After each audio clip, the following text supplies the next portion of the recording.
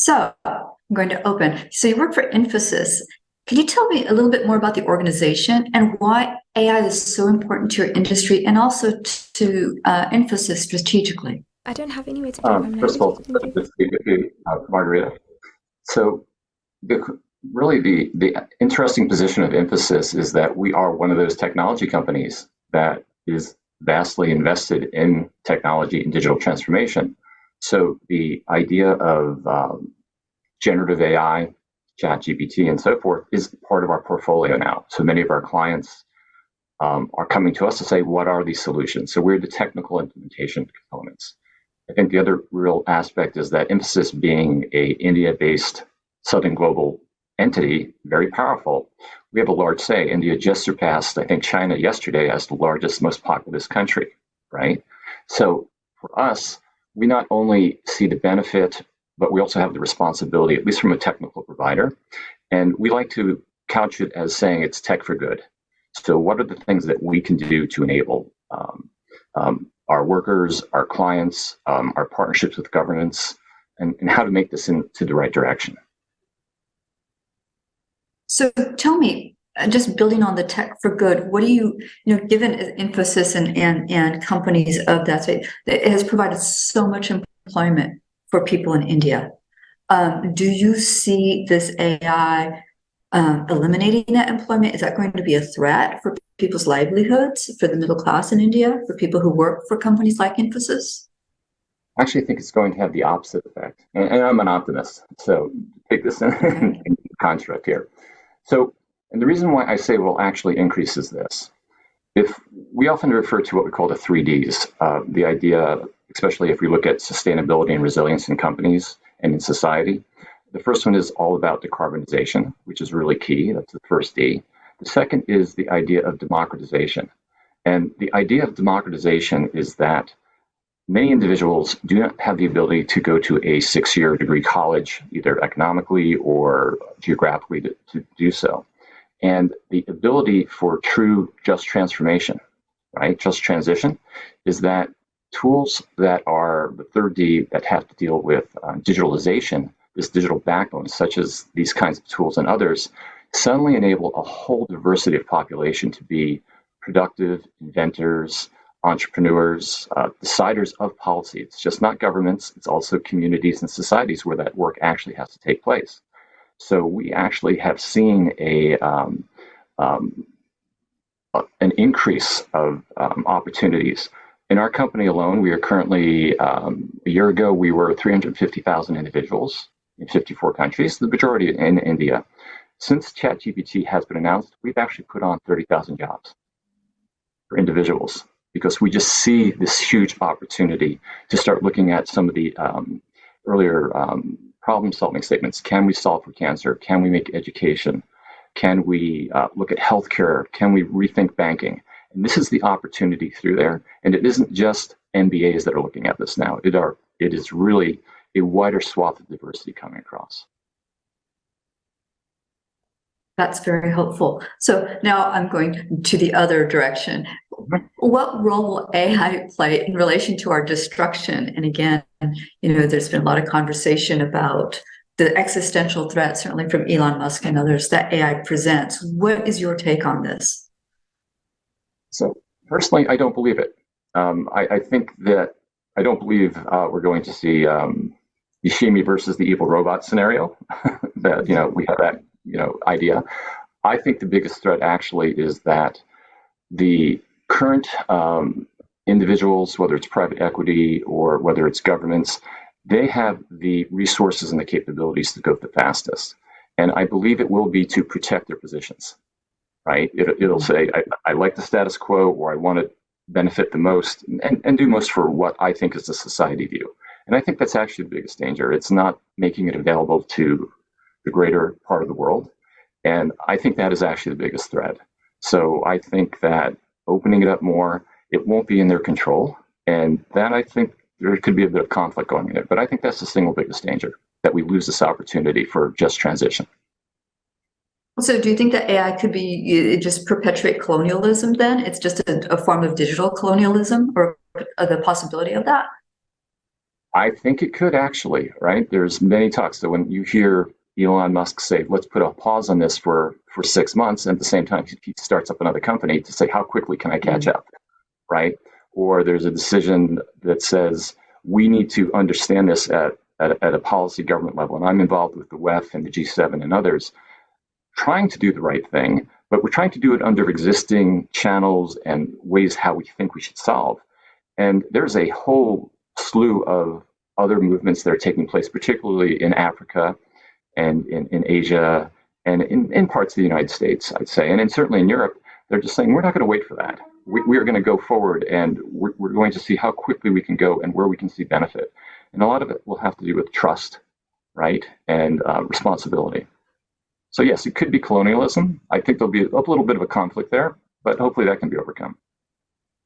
So what do you think of the issue of cultural, the certainly for artists, creatives, they've been protesting the use of their work being slurped up as part of the training data. And then, of course, we're reading about people who are working in the developing South who are basically doing this digital piecework of cleaning up the data, putting it together as training data, labeling it, and so on. How can we keep AI from being yet another technology that exploits the same old people over again? Yeah, it's a great question, particularly with this idea of design. It's a large part of my background that has been design, and have worked with all kinds of designers through there. And design is also something that's not put on a pedestal, right? It should be opened. And when I look at things such as what generative AI can be doing, it allows for the ability for maybe individuals who don't have certain coding skills or certain level of certified business acumen to actually become involved and become inventors, or to help make design decisions through there. And I think it goes back to, many of us have very good ideas, some of us have not so good ideas. We learn, we put hypotheses out, we test, we see if cultural adoption takes place. That's the risk any designer takes place. That's the risk any technology takes place. But I would actually equate this, as I was thinking, preparing for this meeting, where in history have I seen this before? And I would go way back. To me, this is very equivalent, if you really go back to almost the Middle Ages and the idea of when Dante published his Inferno book. What was really important about that is it put it in a common language, that it was no longer just for a certain set of class that could have access to knowledge and learning or philosophical or semantic discussions. And it opened it up to the public, to the general public, and that started to make change in society. And there was a whole bunch of repercussions across that, which are good, right? I also looked at another one and I thought about, well, it's like the invention of the printing press. No longer books are laborious to make, and maybe just only a certain part of the population could read because of that. Once it became commercially viable to have a printing take place, suddenly education bloomed. And then you start to see people come out of the dark ages, what we call them, into a Renaissance period. And that Renaissance period had a lot to do, we recognize the designers, we recognize some political leaders, so forth, but that's what started to bring in new ideas of whether it's economics, whether it's how society and governments work forth. I think it's something very similar to that we're about to witness. So given that the training data basically is taking the corpus of what's available on the internet, and a lot of that is in English, and a lot of that is Western, do you think that the solutions that we're going to get are going to be skewed to favor English, Western culture, sort of a sensibility? How do we get, this issue of inclusion? I also look at it in terms of values inclusion, cultures, and so on. I was reading in the MIT review of a group of people who are using LLMs in New Zealand for Maori culture, and saying, how do we capture Maori knowledge, and creating an LLM for that? How do we make sure that other cultures don't get drowned out or kind of get disappeared as we start using these large language models that are primarily based in English? Yeah, I think you're spot on, because all coding, it traditionally has been through language, right?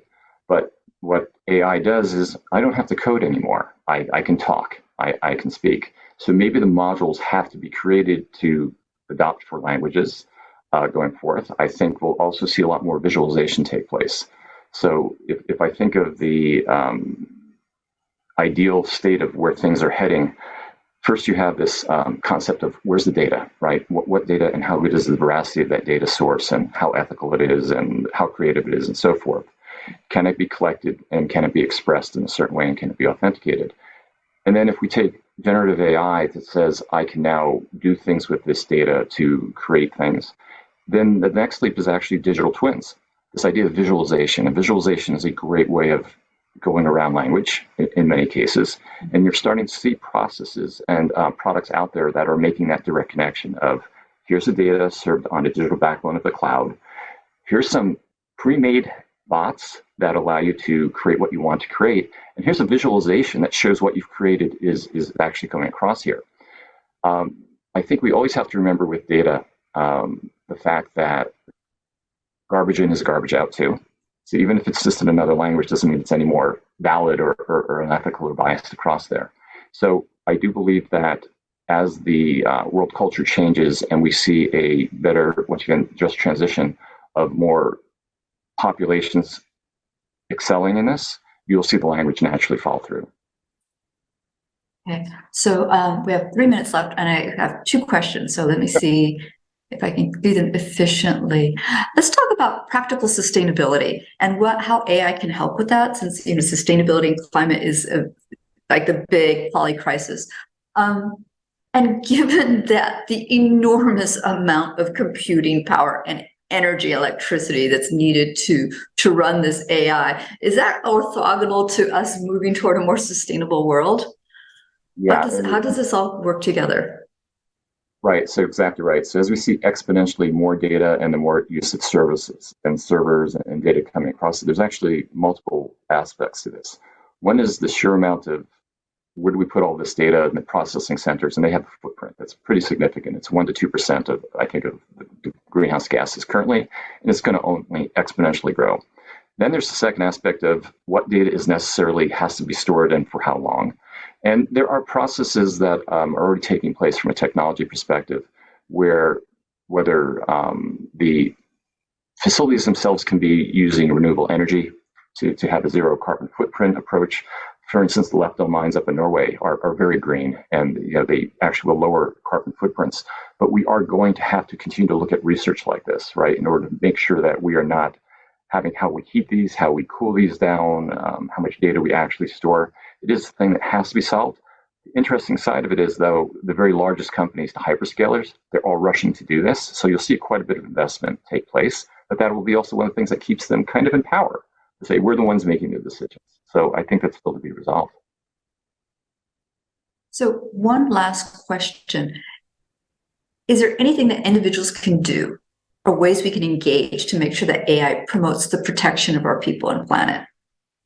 Yeah, I think there actually is. I had a very fortunate opportunity about a month ago to run a class with students, that generation, the next generation out of IESC school up in Spain in Barcelona. And it was a class that I said, okay, Isaac Asimov said 50 years ago, what are the 3 laws of robotics? Robots won't hurt people, they'll protect people and so forth. Is that true or not? Of course it's not, right? We have to deal with this. So I put to the class and I said, what would be the 3 laws of automation? And this is what their response was after like a 2-day ideathon. And I thought it was great because this is the generation that will be dealing with it. So the first law that they said, every type of automation or AI should ensure a positive environment impact. It offsets energy, resources, and time utilized to create it. The second law that they came up with was that every AI automation should bring an added value and to quality of life and the community that it affects it, because it has to be contextualized. Mm-hmm. And then the third level that they talked about was that every automation must increase the capacity for productivity and ignite economic prosperity for the community it operates in. So that's my best answer, is actually who's really going to be owning this. So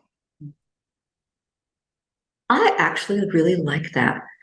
Corey, thank you so much for sharing your thoughts and insights on this topic. And Afua, back to you.